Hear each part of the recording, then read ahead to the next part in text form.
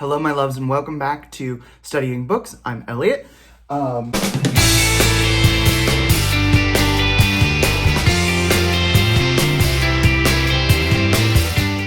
Today, sorry, that was weird. Today, I'm going to be doing my June TBR, or not June, it's July. My July TBR for y'all. I hope that you enjoy it. Again, as always, like, subscribe, do all the fun things that are in the below area. Comment, hit the post bell notification. Happy to see you here. So, I'm new to BookTube, and my Goodreads goal for the year is 150 books. I'm about halfway there, which is pretty decent, post-June, excuse me.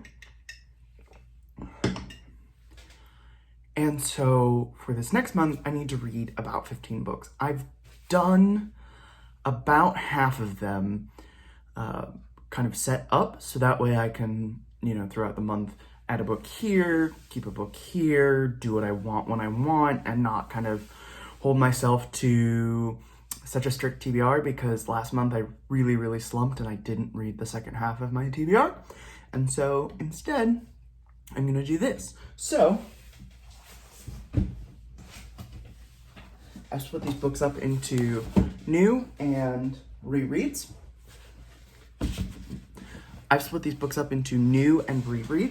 And let's just go through them and talk about what we're gonna read this month. So my first book here is The Myth of Sisyphus and Other Essays by Albert Camus. I don't love modern and especially not existential philosophy, but there's something about Camus and kind of his existence in Paris and the existential philosophy that he deals with that is so intensely interesting to me. And so I wanted to kind of dig into his best known work that is philosophy, and that's The Myth of Sisyphus. So really excited to tuck into this one and try and enjoy it. I don't know. The second book is Nevermore by Jessica Townsend. I obviously have a Target copy. This is a book about a young girl named Morrigan Crow who meets a fabulous man called Jupiter North and is whisked off on this fantastic adventure that takes her through several trials and magical competitions, and she's fighting a curse of her own and trying to figure out who she is in the world. It sounds like a wonderful coming-of-age story, and I'm very excited to read it. The next book I have is Books for Living by Will Schwald. It is kind of a critical review of the books that we ask children or tell adults to read consistently. And so I was really interested in this. Obviously, I'm kind of having some sort of weird existential crisis. And I'm interested in seeing what he thinks is worth reading, and trying to kind of parse that together with what I think is worth reading as I continue on in this journey. Next, The Importance of Living by Lin Yu Tang. This book is kind of a philosophy book about doing things that are not yet done, and sometimes leaving things undone and leaving doors open. I'm really excited to read this book because I think that it's going to be an interesting challenge to my preconceived beliefs about work and understanding moving forward. So yeah, really interested in this. I don't know if it's a classical piece of philosophy work, so pre-1980 or so, but I'm definitely interested in it, and hearing some non-Eurocentric philosophy will be a really nice change of pace for me, because I tend to read a lot of Aristotle and Camus and those sorts of people. The final new read for me is The House of Trelawney by Hannah Rothschild.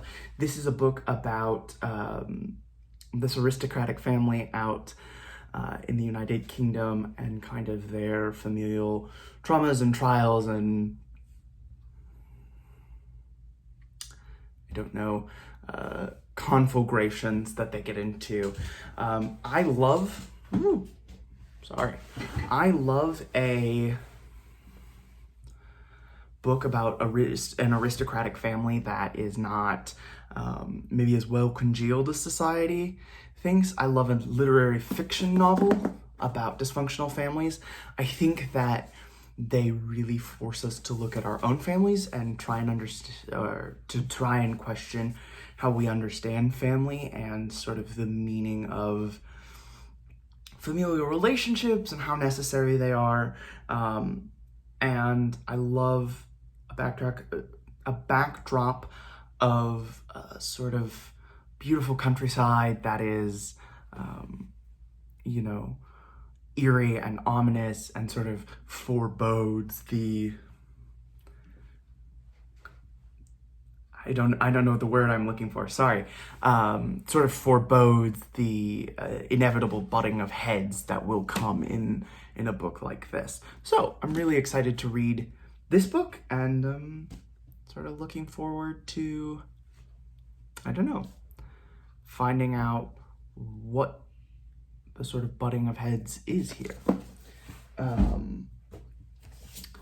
Now, onto the rereads. I don't do rereads every month, but I do try occasionally to reread things so that I either unhaul them or don't have to unhaul them. And so I really want to kind of reread these pieces and see if I want them or, sort of move them on to the next hand. So the first one I have here is The End of the Party by Andrew Rawnsley.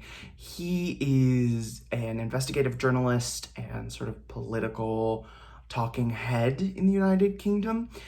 This book is about the rise and fall of New Labour, which is Tony Blair, Peter Mandelson, John Prescott, and Gordon Brown, and sort of their coming to power in 1994 all the way to Gordon Brown's defeat by David Cameron in 2010.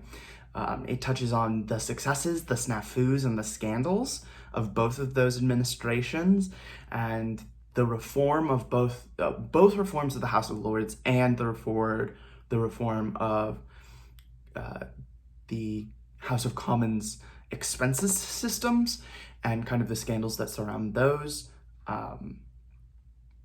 I loved this book the first time I read it. I really, really enjoy Rawnsley's kind of dry wit, and it's always interesting to hear the voices of journalists that were kind of in the rooms as things happened and challenged or didn't challenge certain principles that were set up, principles and precedents really, that were set up by governments. Tony Blair more or less ran so people like David Cameron and Theresa May could walk when it comes to rolling back protections for the poor and, all sorts of traditionally oppressed minorities. Fun. The next book I'm going to read, actually the next two books I'm going to read are by philosopher, or I suppose that he's a philosophical historian, Antony Goethlius. And this is The Dream of Reason. This is the first book. It touches on everyone from the pre-Socratics to sort of the end of the Renaissance period. So, people around Erasmus and Galileo and those humanists. And it starts with, I believe, the Milesians. So I believe that's Thales. And I really hope to get through this book. I liked it the first time I read it, but, don't really want to keep books that I don't read or don't enjoy. I've had this book since I was 16.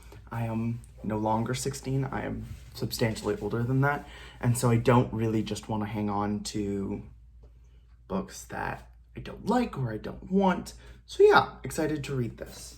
The second and final, well, the second Goat Leash and the final book largely is The Dream of the Enlightenment. And this covers clearly from, you know, sort of the end of the Renaissance, start of the Enlightenment, and people like Bacon, to the end of the Enlightenment with people like Voltaire and Rousseau and kind of those philosophes, and sort of the start of modern or questionable philosophy.